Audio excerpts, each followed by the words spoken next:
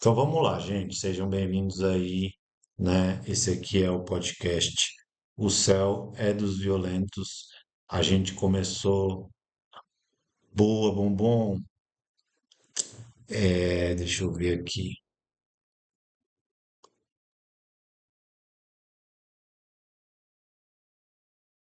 Eu não sei, velho. Da outra vez que eu não mudei, deu BO e aí eu não consegui mudar depois. É, Tomara que dê.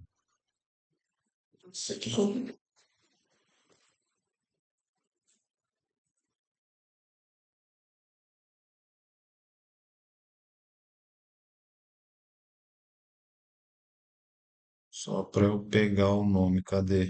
Ah, eu vou ter que colocar outro nome. É, Vamos lá. Podcast O Céu é dos Violentos.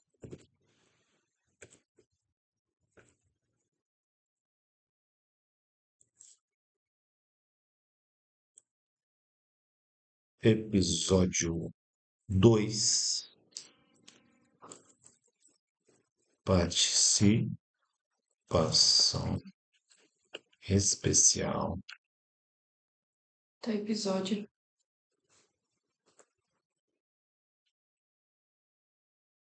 Mariana Rosa.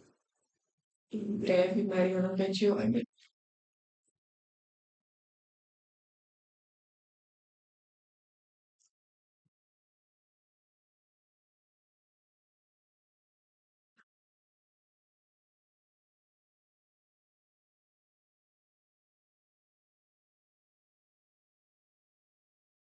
Ai, será que não vai mudar o nome?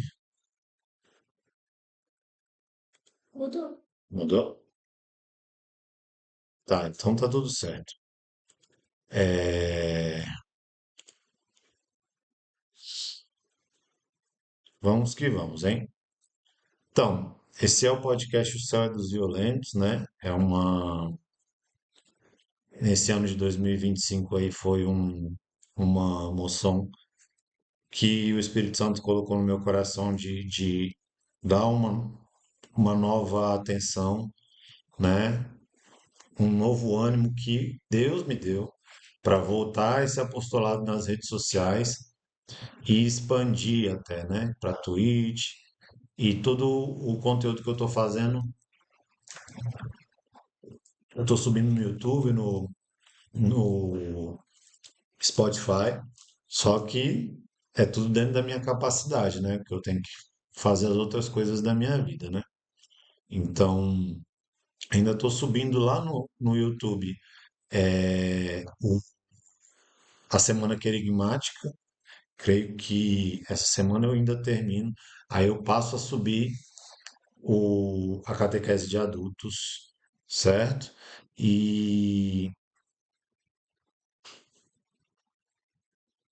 e começo a subir os podcasts. Por isso que é importante vocês participarem do ao vivo. Ó, Alexandre aí, opa, encontrei você. Tamo junto, Alexandre. Então, estou falando tudo isso, né, para fazer uma introdução para falar que o primeiro convidado do podcast foi o Gabriel, da semana passada. O episódio dele ainda vai ao ar, para quem não assistiu ao vivo, certo? Já tem umas pessoas em mente para convidar, né? E hoje a gente decidiu fazer esse podcast com a minha noiva, com a Mariana, para ela ser entrevistada, contar a história dela. E se der o tempo, se for conveniente, porque o foco é ela, a vida dela, a caminhada dela, a gente falar um pouquinho também do nosso namoro, do nosso noivado e do casamento, tá bom? Então eu queria agora dar o espaço para ela falar, tá? Eu sei que ela está um pouco nervosa, mas à medida que ela for falando, ela vai se sentindo à vontade. Aí se apresenta, fala com o pessoal. E eu já queria que você se apresentasse, amor, mas você já fosse falando para as pessoas que estão nos assistindo,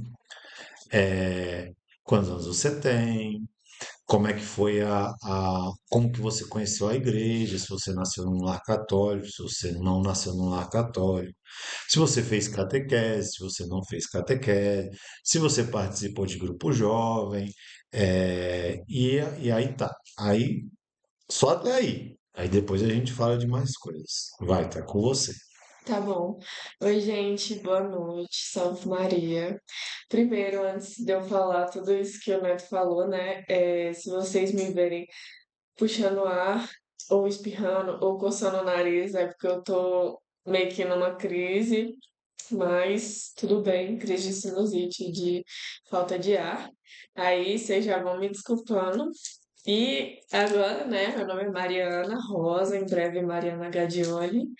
Tenho 25 anos, vou fazer 26 esse ano. Atualmente eu faço faculdade, curso de Ciências Sociais, Sociologia, Antropologia, trabalho numa ONG e eu acho que eu tenho aí uns 4 anos de caminhada, 5 anos. Assim, eu digo de caminhada porque foi ali a partir do momento que eu comecei a caminhar De realmente, de verdade, né? verdade, porque católica, né, eu sempre fui, eu nasci numa família católica, num berço católico, fui batizada logo que eu nasci, fiz catequese, Você sabe qual dia que você foi batizado? não sei. Sabia que era bom a gente saber disso? E aí eu já estou atropelando os assuntos aqui, mas aqui é a loucura do ao vivo, né? A gente estava vendo uma burocracia cabulosa para casar na igreja, né? A gente estava pegando os documentos e aí eu peguei a minha certidão de batismo, né? E aí eu vi lá o dia, mas eu já esqueci. Enfim, Mas um padre me falou que era importante mesmo, que é até mais importante que o dia do nascimento, de fato. Mas enfim, eu fui batizada, né? Eu fiz catequese, primeira comunhão, aonde você crisma. fez catequese? Eu fiz tudo lá na paróquia perto da minha casa, na Vicente Pires, lá na Nossa Senhora das Vitórias. E eu sempre caminhei lá, né? Lá na Vicente Pires tem outra paróquia, mas eu fui para lá depois que eu comecei a ir mais para a igreja. Mas na adolescência, era tudo lá, né? Criança e tal, tudo lá na Nossa Senhora das Vitórias. E eu fiz crisma e tal, mas assim, tudo muito que por obrigação. Quantos anos você tinha mais ou menos quando fez crisma? Eu acredito que uns 13 anos, mas assim, foi uma coisa que eu super apaguei da minha mente. Eu fui porque eu tinha que ir, que eu Você tinha que já ir. ia obrigado. Eu já ia obrigada, exatamente. E, tipo, eu não gostava, eu não curtia, eu não fazia amizade. Eu fiz pouquíssimas amizades lá e tal. E também todas as amizades que eu fiz lá hoje em dia Já nem tá mais na igreja? não tá mais ninguém na igreja, muito pelo contrário, né? Eu acho que eu sou a única, mas enfim, então pra mim não foi uma coisa muito legal, até depois que eu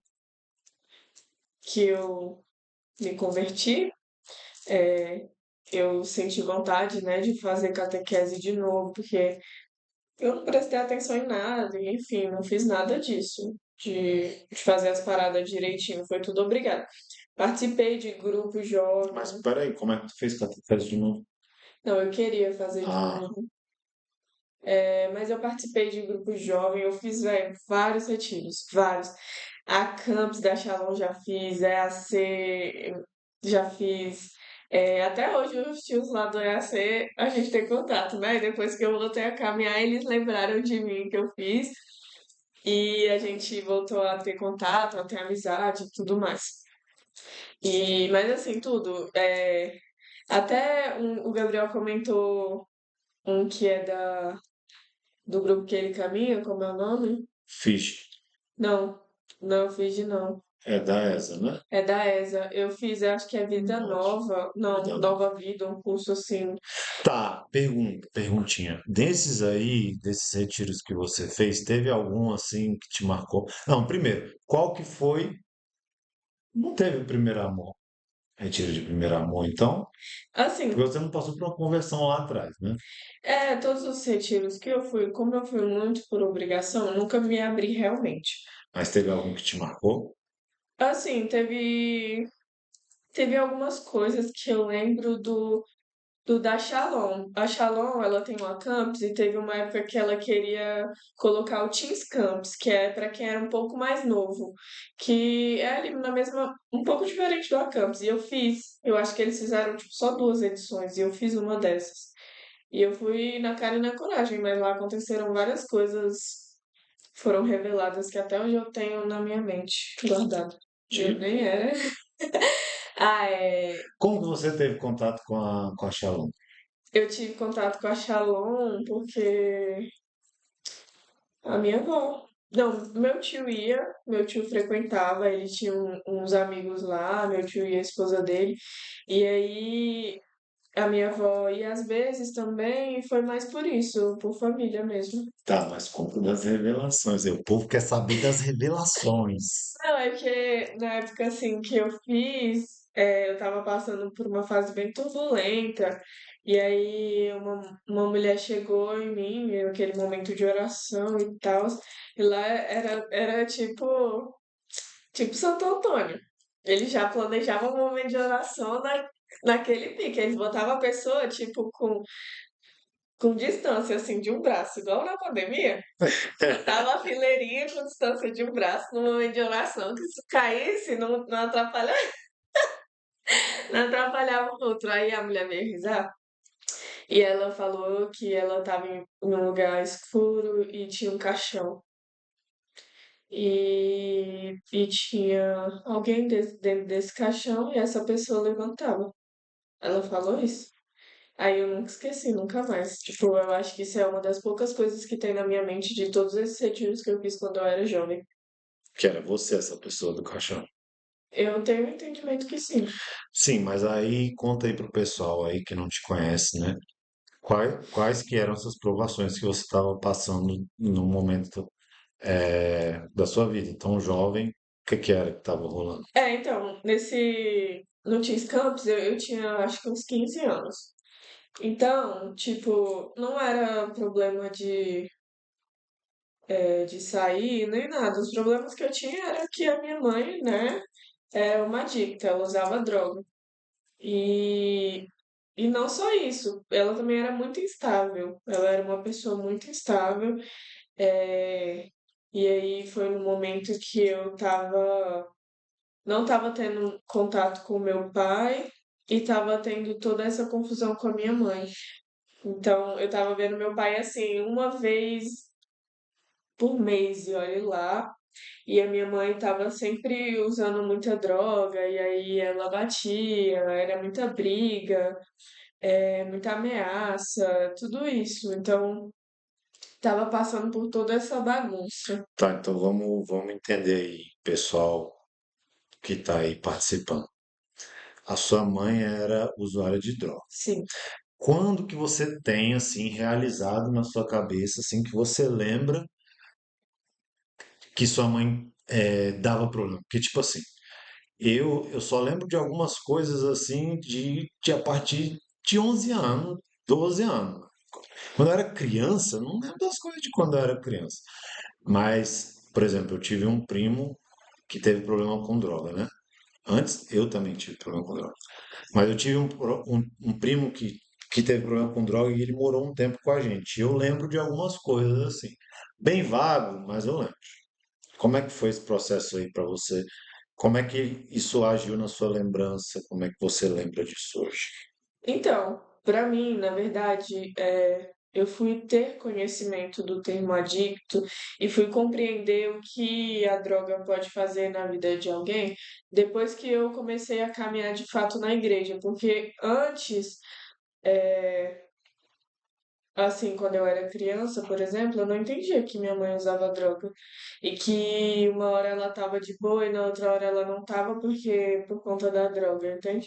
Mas não é só quando ela estava usando droga, porque a droga acaba gerando ali uma consequência, né? Ela era uma pessoa muito ansiosa, uma pessoa muito estressada, uma pessoa muito agitada. Ela gritava muito, se não fosse do jeito na hora que ela queria, era briga. Então, tipo, era um ambiente assim muito. muito caótico, que eu acho que até hoje eu sou meio assim com isso, né? Ela batia em você às É, vezes. não, ela batia em mim, batia no meu irmão, eu acho que ela só não chegou a bater na minha irmã mais nova. E na minha cabeça, como eu não entendia, eu só achava que eu não tinha uma mãe normal. Aí, por que que você passou esse tempo sem ver teu pai? Então, a gente passou esse tempo sem ver Ele meu brigava pai. com a tua mãe? Não. Eles já não eram, eles não viviam juntos, né? É, não, depois que eles se separaram, eu morei um tempinho com meu pai, mas aí ele casou, aí eu fui morar com a minha avó, Aí ele porque foi ter outra vida com outra é, mulher. aí ele foi isso. Aí, mas isso é quando eu era bem criancinha, a gente ficava indo lá final de semana e tudo mais.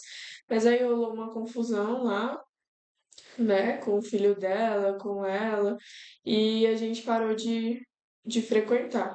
Mas eu era criança, então eu fui obrigada. Foi tudo, não foi decisão minha.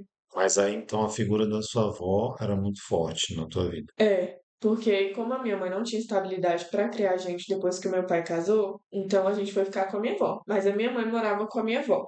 Então, a gente sempre presenciava esses momentos. Só que, tipo, ela sumia vários Como que isso dias. funcionava na tua cabeça em questão de autoridade, por exemplo? Porque, tipo, a sua mãe era sua mãe, mas nem sempre ela estava gozando das faculdades normais de uma pessoa, e talvez por ela ser, talvez, né? Eu não sei, mas talvez por ela ser usuária de droga, ela, ela própria se via como uma pessoa inadequada e talvez, não sei, a sua avó via ela como uma pessoa inadequada para ser mãe.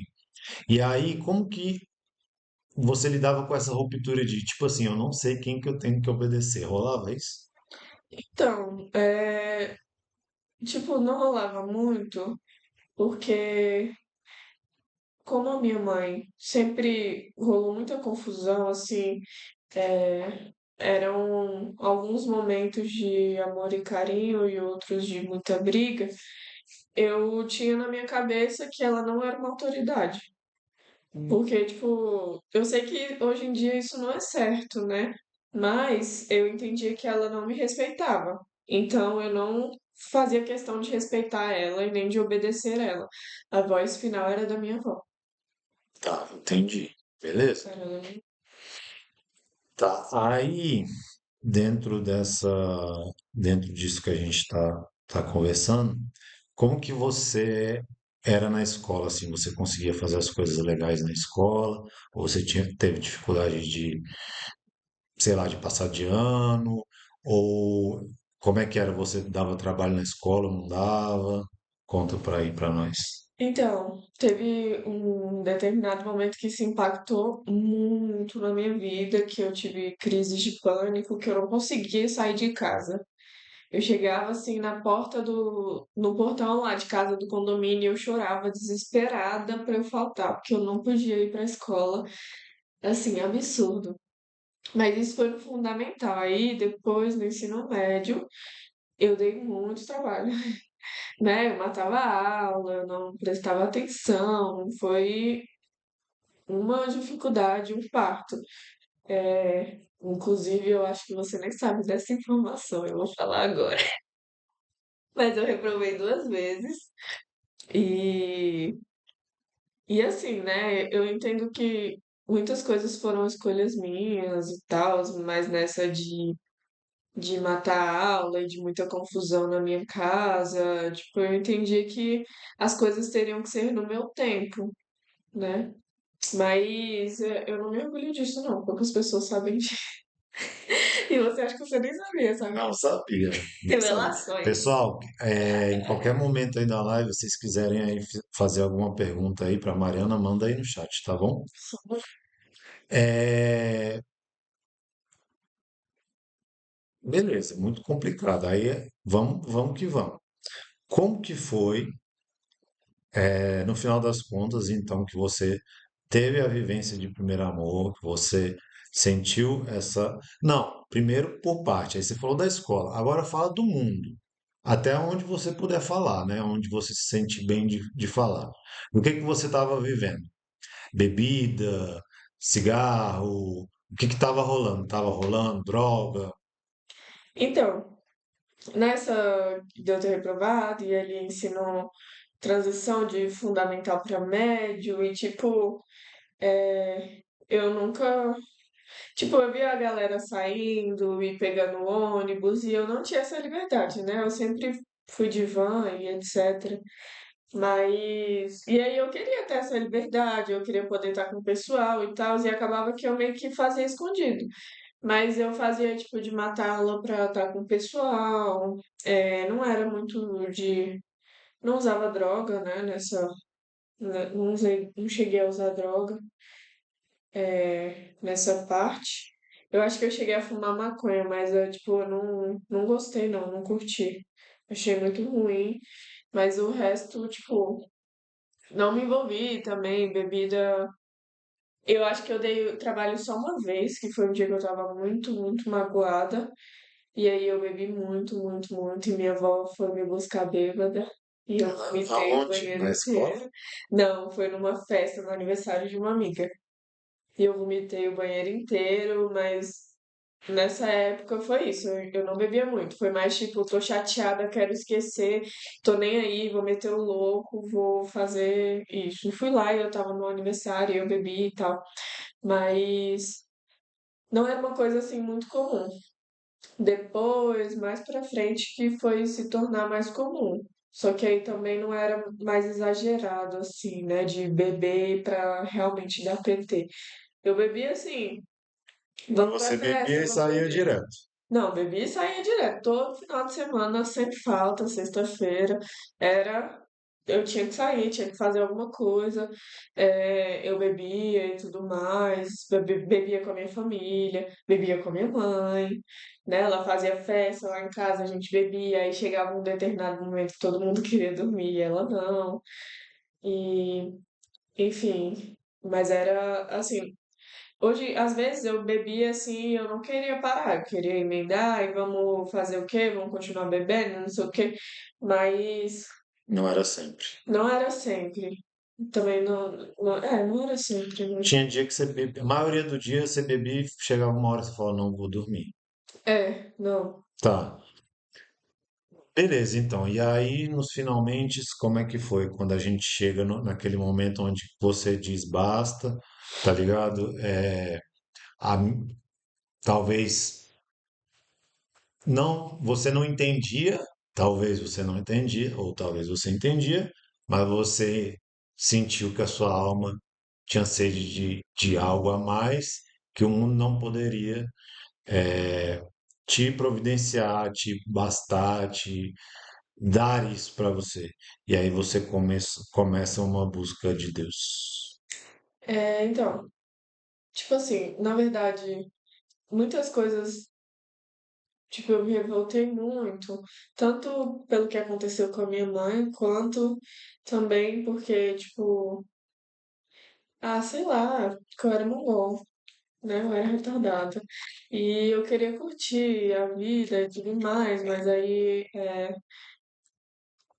eu me envolvi em um relacionamento extremamente tóxico, muito tóxico, de perseguição, de mentira, de manipulação com uma mulher, né? E minha avó sabia desse relacionamento e me Mas você proibia. entendeu?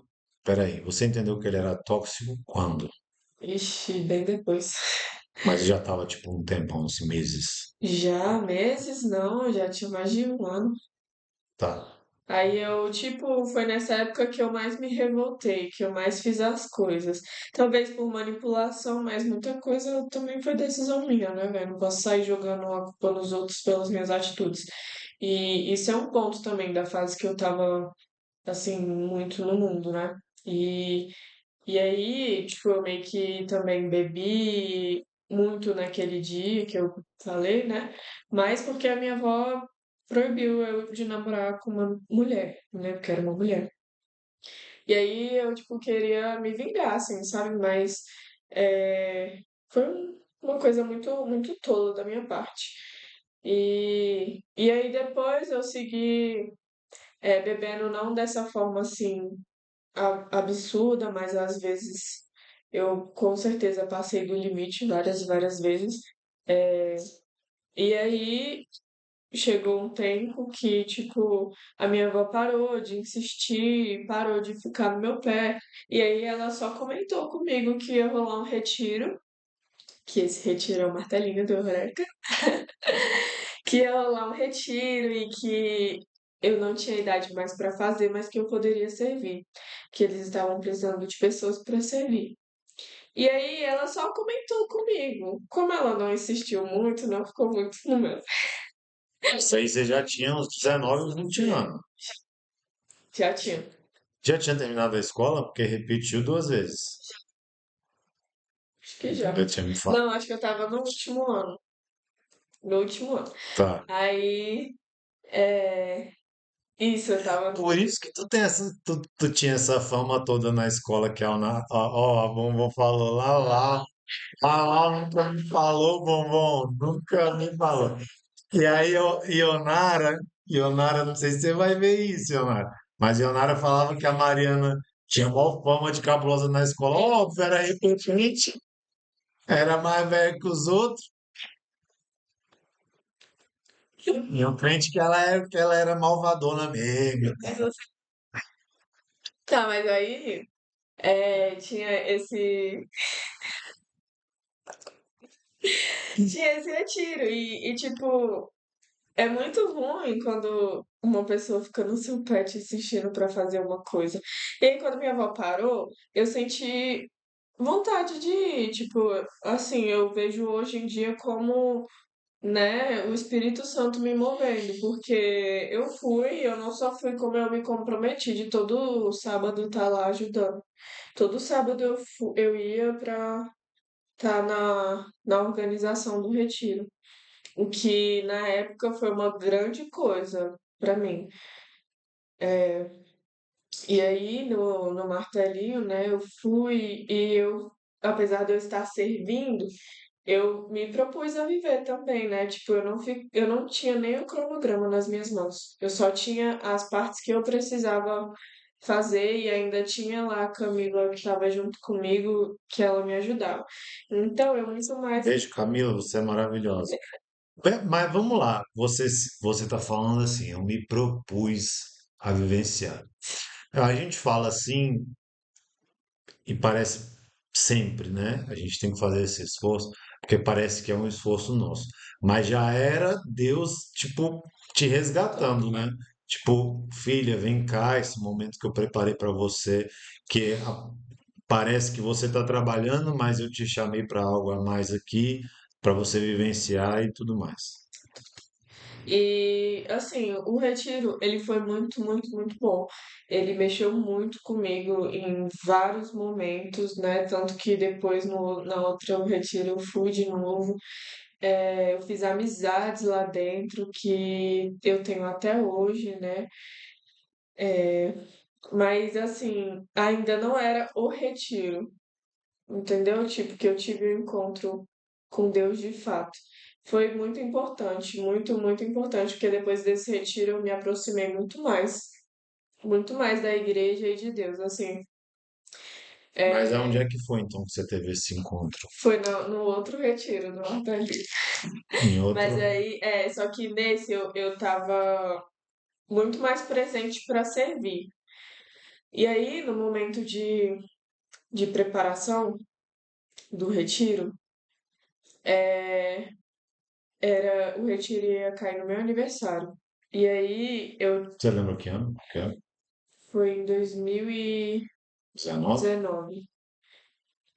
Eu ia fazer o retiro, ele ia cair no meu aniversário. E não, eu acho que era 2018. Eu ia fazer no meu aniversário, então eu decidi comemorar o meu aniversário na quinta-feira à noite. O retiro começava na sexta à noite. Aí, quinta-feira à noite, eu chamei umas amigas e a gente foi pro barzinho e a gente bebeu. E aí, no outro dia, sexta-feira, tinha que estar lá, tipo, 2 horas da tarde pra gente começar a preparar tudo. E aí, eu fui servir no retiro de ressaca. Eu e uma amiga, a gente foi servir de ressaca. E aí, velho, quando eu cheguei lá na casa de Cursilhos, Jesus tinha acabado de ser exposto. E E eu tava assim muito ruim, nem tava mais afim. E aí eu cheguei e eu sentei, né? Aí eu, tipo, no meu coração começou a queimar muito. Começou a falar, né? Deus falando, ajoelha, ajoelha, ajoelha, ajoelha, ajoelha, ajoelha, até eu ajoelhar, velho.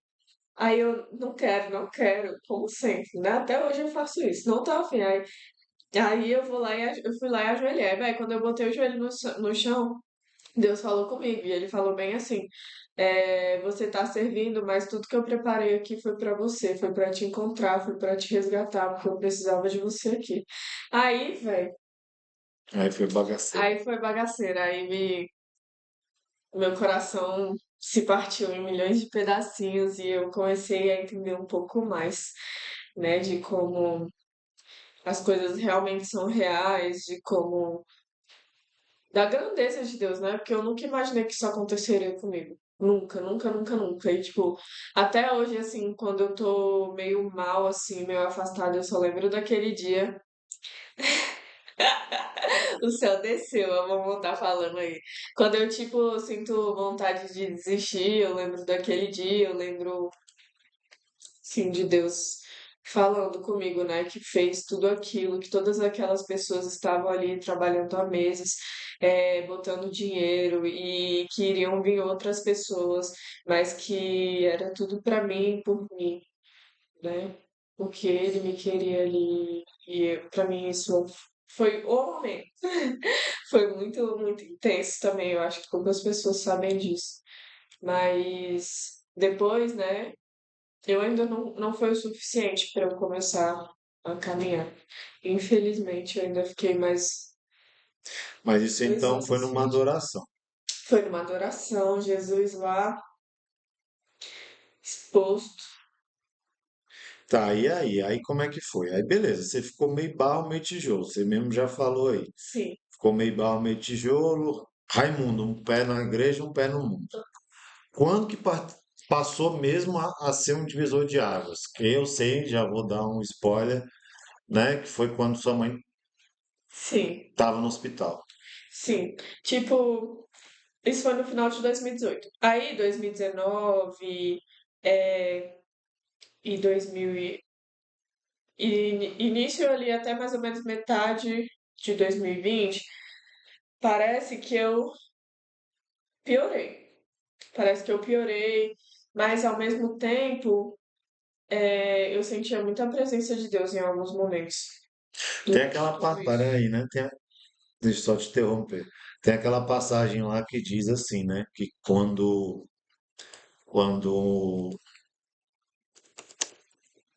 um demônio encontra a casa. Peraí, deixa eu pegar aqui. Quando ele encontra a casa bagunçada, É, Mateus 12, 43 a 45. Quando o espírito imundo sai de um homem e passa por lugares áridos procurando descanso, como não encontra, diz: voltarei para a casa de onde saí. Chegando, encontra a casa desocupada, varrida em ordem. Entra, vai e traz consigo outros 7 espíritos piores do que ele. E entrando, passam a viver ali. E o estado final daquele homem torna-se pior do que o primeiro. Assim acontecerá com essa geração perversa. foi isso.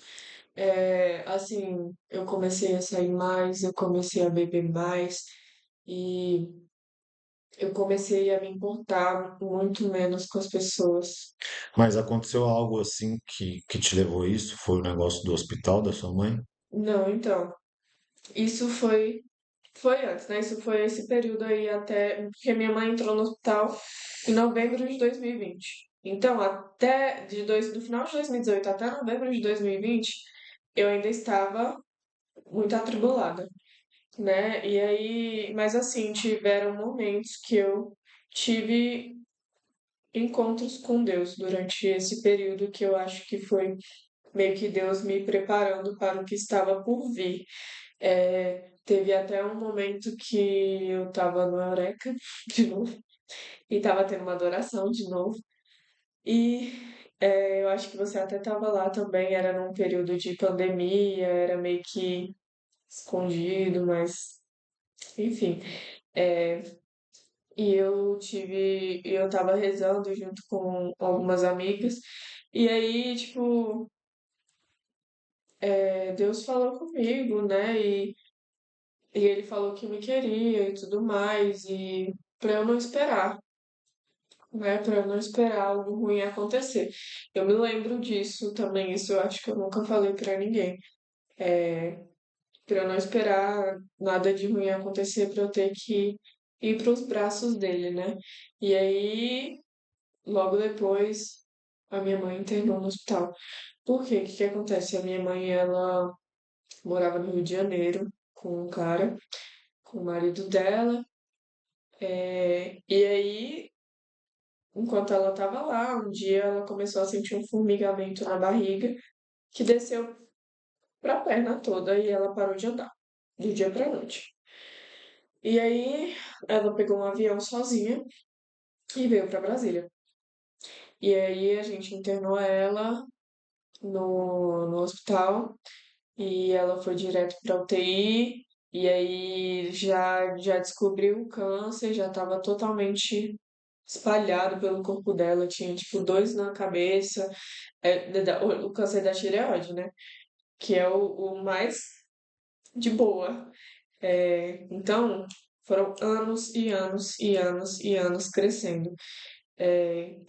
Tinha dois na cabeça e uns sete nas costas. Mas ficava aqueles negócios assim, tipo, Sim, tinha um tumor grande. visível, visível. Ela engasgava quando ela comia. Era Ai, uma que luta. agonia. E aí tinha um tumor na coluna que estava corroendo o osso dela e por isso ela perdeu o movimento das pernas da noite pro dia. E ela também sentia muita dor no braço. Eu lembro que um pouco antes dela internar, a gente estava no Rio de Janeiro e ela já não estava mais bebendo, já não estava mais usando droga. Ela estava, na verdade, ela estava muito sentimental, chorando muito. Tipo, ela ligava. Uma vez a gente fez churrasco lá em casa. E ela ligava chorando, falando que nunca mais ia poder viver isso com a gente e que ela tava mal também. Eu acho que ela já tava sentindo, mas nunca foi atrás. Só quando perdeu o movimento, que ela viu que o negócio tava sério, e aí ela internou. E a partir do momento que ela internou, eu já automaticamente, né, comecei a rezar. Nem tava muito de oração, mas eu automaticamente comecei a rezar. Uma coisa que eu vejo que foi muito Deus foi que um Se dia não vai pelo amor, vai pela dor. vai pela dor, exatamente. E um dia eu estava no trabalho e os médicos ainda não tinham descoberto os tumores, o câncer e tudo mais, e tava nessa de tentar descobrir. E aí eles descobriram e ligaram, tipo, descobriram agora e falaram, amanhã de manhã, 9 horas, ela vai fazer a cirurgia, vai abrir a coluna inteirinha e vamos tentar tirar tudo. E aí eu tava no trabalho, eu fiquei desesperada, e a primeira coisa que eu pensei foi unção dos enfermos. E eu falei pra minha avó. Ela me falou, eu não falei nada, só falei unção dos enfermos. O padre foi lá e deu a unção dos enfermos pra ela, no mesmo dia. Então, antes dela fazer a cirurgia, ela recebeu ali, né? Aos somos enfermos. Aí depois dessa cirurgia aí, já era, né? Não, já era. Aí depois dessa cirurgia, ela ficou 5 dias é, Em em coma. coma e ela não, ela estava em coma e entubada. E devido à cirurgia, ela estava extremamente inchada. E Se ela voltasse do coma, já era uma grande coisa. já era uma grande coisa. E assim, a gente fez um acordo na última noite dela, antes da cirurgia, né? Na noite que descobriu para amanhã da cirurgia, eu passei com ela no hospital. E aí, ela falou que se ela ficasse entubada, ela não queria que ninguém fosse visitar ela para ninguém ver ela daquele jeito. E aí o paciente pede, os médicos obedecem, né, quanto a essa questão. E aí no outro dia de manhã, inclusive, a minha avó que tinha ido pro hospital só para ver uma água no joelho, teve um infarto e faleceu. Na manhã que minha mãe ia pra cirurgia. E aí ela faleceu e eu tava com a minha mãe na hora e ela já tava indo pra mesa de cirurgia, a gente deitou junto, enfim, foi muita emoção. E aí passou uns 2 dias. Não, ela fez a cirurgia. Foi um sucesso a cirurgia. E aí, no outro dia, os médicos iam dar notícias de como que foi realmente para ver o pós e tal.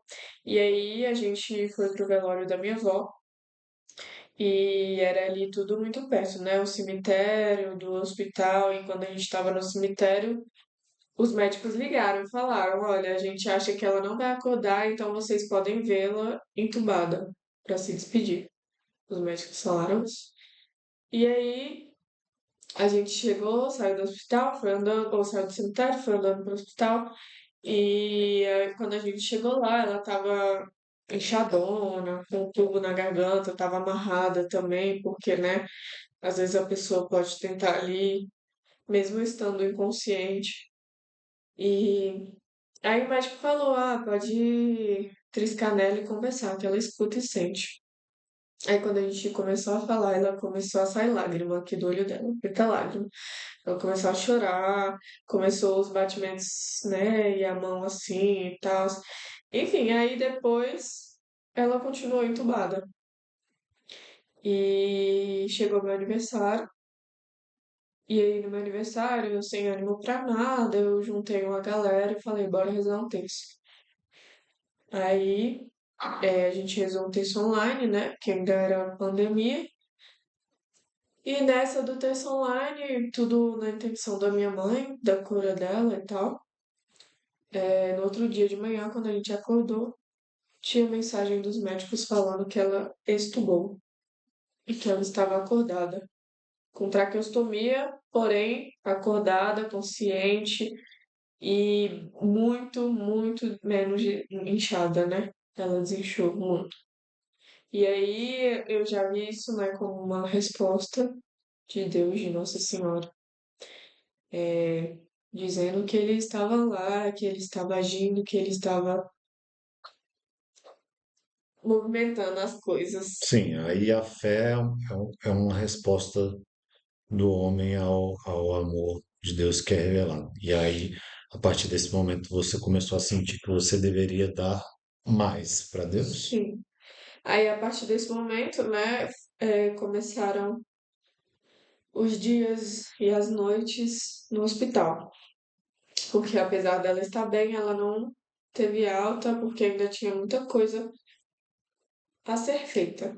E diante de tudo isso, é, eu resolvi me consagrar. Até então, Vai contando a história aí, hein? Vou no banho. eu nem sabia o que que era a consagração. E aí, algumas pessoas me falaram e eu resolvi me consagrar. E aí eu me consagrei assim, tipo, no quarto do hospital à noite, ou durante o dia, eu lia o tratado, eu fazia os exercícios, eu lia a Bíblia, tudo lá no hospital. Eu fiz todo esse processo da consagração lá, porque ficava só eu, meus irmãos e minha avó para revezar, né? Então eu ia muito, muito pro hospital e, enfim, aí eu fui fazendo, eu fui rezando, e depois que ela acordou do coma, ela ficou só 2 dias acordadas, e depois ela voltou pro coma, porque ninguém sabe o motivo, mas ela começou a ter convulsão. Então ela tinha que ficar o tempo todo sedada, senão ela tinha convulsão. Então, depois de 2 dias acordada, ela passou o resto tudo sedada. Então a gente ficava lá no hospital mais para acompanhar, para dar banho, para conversar, mas sem saber se ela estava ouvindo, sem conseguir ter ali uma conversa, um diálogo. E aí era nessas que eu fazia, né, as coisas, que eu lia, que eu fazia os exercícios, que eu rezava o terço, é, E você estava caminhando na Ação Santa Dulce. e eu Conta aí. estava caminhando na São Santa Dulce. A Santa Dulce, eu acho que tinha meio que acabado de começar. Só tinham tido umas 2 ações. E eu tinha participado, né, da primeira, e eu comecei a participar de algumas outras, mas ainda não era assim, ativa, ativa, ativa. Parênteses aqui, né? A Ação Santa Dulce era, como eu posso dizer, era um protótipo da Aliança Missionária Mãos Abertas, né? Porque Deus tinha colocado no meu coração esse desejo da fundação de uma obra missionária e eu com uma amiga chamada Carliane, a gente passou muito tempo discernindo isso, né, em oração.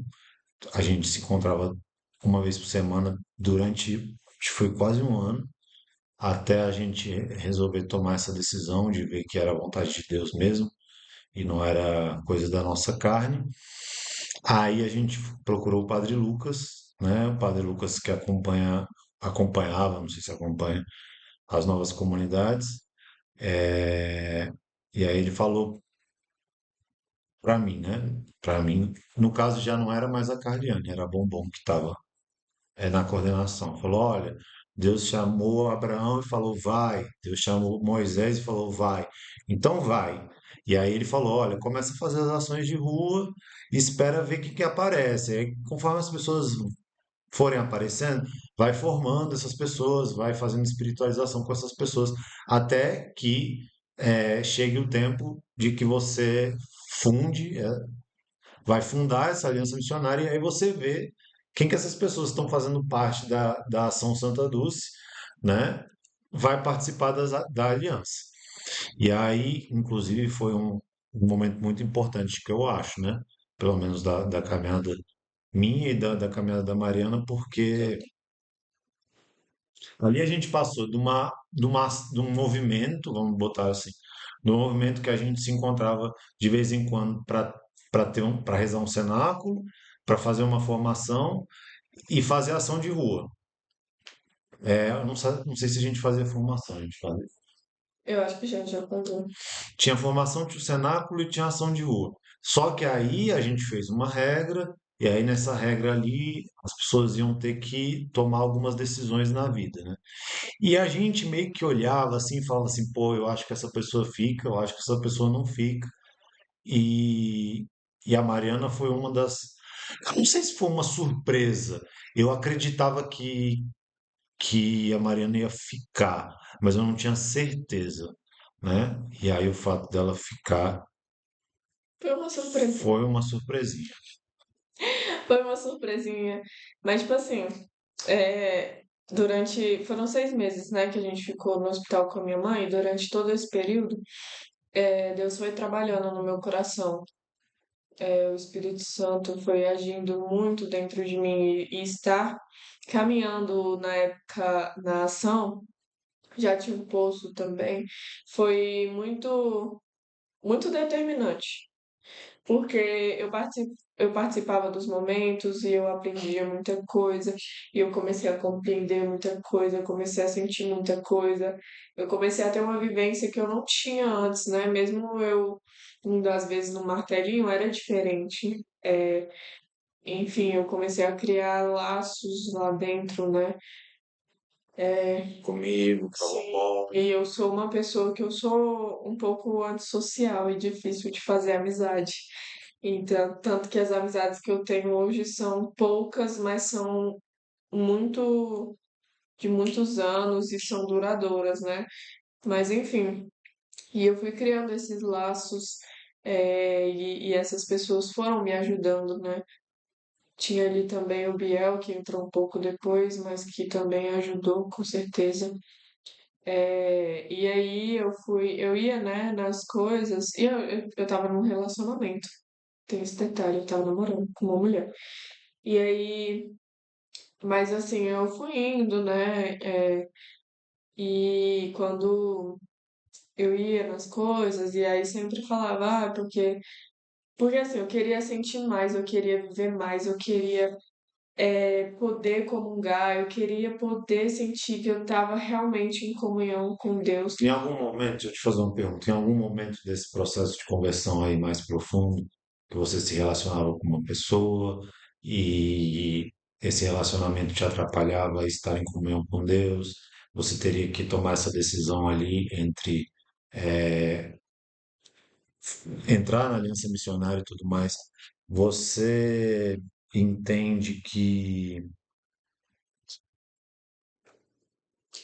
tipo assim, eh, não você entende, mas chegou algum momento que você questionou o propósito da sua vida? Tipo assim, velho, eu preciso talvez buscar a Deus porque eu não sei o que que eu tô fazendo aqui. Então, com tudo isso da minha mãe, né, eu fiquei muito, muito mal e Você chegou a, tipo, ficar de mal com Deus assim, ah, você tirou minha mãe, você levou minha não, mãe. nunca. Mas você teve assim essa divisão assim, que eu acho que é uma divisão muito cabulosa que vai até ali na essência da pessoa de você falar, cara, por que que eu tô aqui? O que eu tô fazendo aqui? O que eu tenho que fazer da minha vida? Então, é, eu acho que isso não foi tipo. Foram vários momentos. Deus foi trabalhando comigo ali aos poucos, muito antes da reunião, de tomar a decisão de aliança, de vai ou fica, muito antes Deus já estava trabalhando no meu coração, porque eu queria, eu desejava do fundo do meu coração ter essa comunhão com Deus. Mas eu não sabia como, eu realmente não sabia como. Na minha cabeça, muitas coisas eu não via problema. E como eu falei, quando eu ia para as coisas e eu entendia, e às vezes você ou outra pessoa que estava no momento pregando falava e falava tipo, ah, você tem que largar isso e aquilo, não diretamente para mim, mas que são coisas que no geral as pessoas têm como pecado Que de é falado em estimação. pregação, né? Que é falado em pregação. E quando isso era falado, eu sentia no meu coração, tipo, aparecia assim na minha cabeça um checklist de tudo que eu tinha que abandonar. Tudo. E era toda vez isso, e toda vez isso me incomodava. Toda vez, toda pregação, toda missa que E eu você ia. foi tirando, então. Sim, aí toda missa que eu ia aí eu fui indo aos poucos. E, tipo, acabou que eu comecei a sentir isso e eu fui me afastando da pessoa que eu estava me relacionando dentro do relacionamento. E então, quando eu terminei, o relacionamento já estava muito ruim. Já estava mais. Mas era aquele mesmo que era tóxico. Outro. Tem anos aí de diferença entre um e outro. E aí, assim, apesar de na época eu gostar muito da pessoa e da família dela também, né? é, Tinha uma coisa muito mais importante em jogo, que era a minha comunhão com Deus. E, véi, chegou um dia que eu não aguentei mais, que eu terminei. Certo, então olha só, o que que eu acho, hein? Nós já temos 58 minutos de live. Eu acho que a parte do namoro, do noivado, vai ter que ficar A live. para outro episódio. Agora, para a gente ir para os finalmente, eu queria saber o seguinte: disso tudo aí, da sua vivência, dores de casa, de ter uma mãe que era usuária de droga e filha de pais separados, criada com a avó. A gente conheceu o seu caminho aí de conversão, tudo mais. Só que a gente chega agora numa nova fase da missionariedade. E aí eu queria fazer umas perguntas e que você respondesse essas perguntas para a gente poder concluir esse episódio. Primeiro, depois disso tudo, que você conheceu o amor de Deus, né? Desde aquele momento até agora, o que você entende de Deus? O que Deus representa para você? E seja livre para falar assim, mas que seja do coração. Assim, né? De tudo, depois de tudo que eu passei. Até agora, até a maturidade mesmo. Não aquela hora lá de, ai, eu tive um encontro e arrepiou os cabelos e Deus é amor. Não, assim, de tudo, depois de tudo isso, né, pra mim, o que eu entendo de Deus é que Ele é tudo na minha vida. E que mesmo que aquele fogo de, vou abandonar tudo, porque eu realmente abandonei, eu fui muito Foi, radical, cara. foi Vocês não mesmo. têm noção, eu falo aqui, mas não tem nem noção, velho.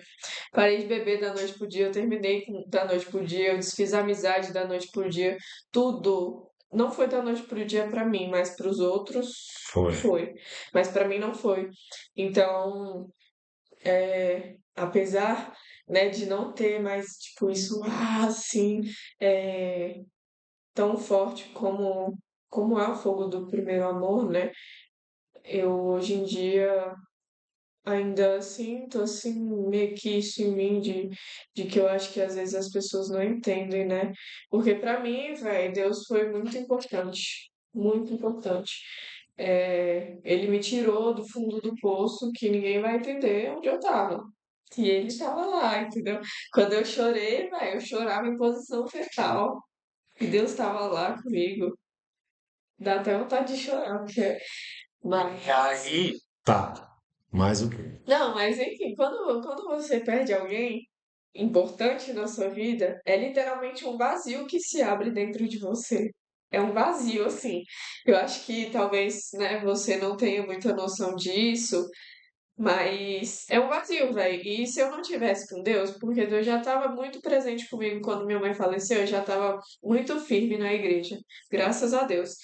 E e para mim, assim, eu acho que eu não tenha sentido tanto quanto as pessoas ao meu redor, porque eu tinha Deus.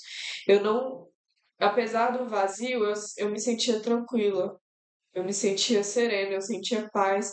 E Deus para mim é paz, é essa serenidade, é o mundo tá um caos, é tudo tá um caos, e eu chegar na capela, puxar o terço, rezar e ter esse momento com Deus e tudo vira paz. Tá, então nesse momento aí que foi uma conversão profunda, radical, tem o quê de diferença? 3 anos, 3 anos e meio, 4 anos?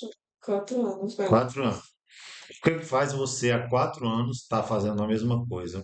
Como se a gente, tipo, hoje se prepara para chegar, casar, viajar de lua de mel, voltar e no carnaval que a gente vai acampar, no carnaval, no mesmo lugar onde no ano passado a gente enfrentou chuva, molhou a roupa toda, teve a toalha fedida que emprestaram pra gente, e aí você vai sair dessa missão onde você vai estar acampada num lugar para ir para outros lugares, ou seja, o que que faz você até hoje, 4 anos depois, estar dando a sua vida, né? O que é ser missionário?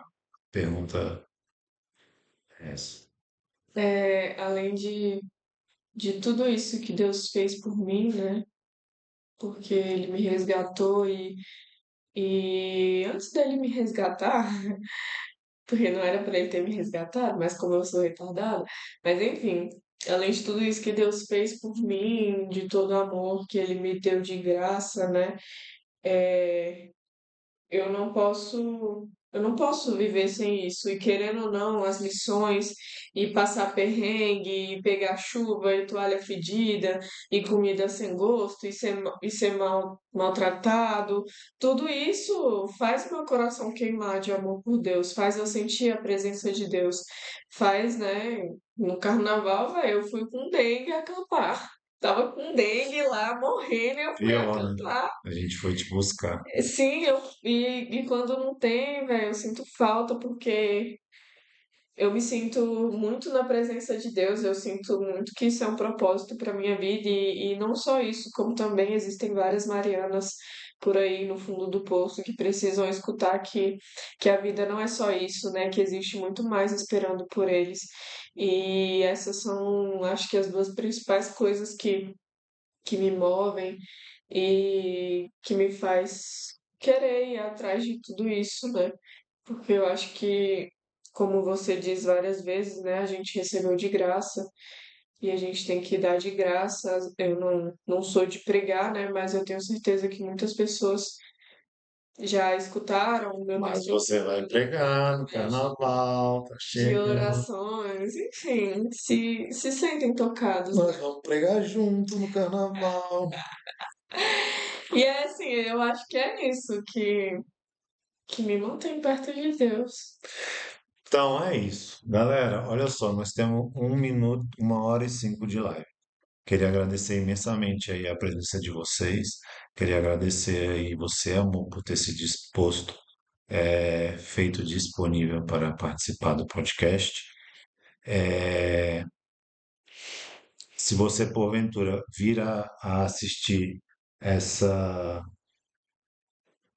Oxe, o que que tá aparecendo ali? Sei, um bilhete.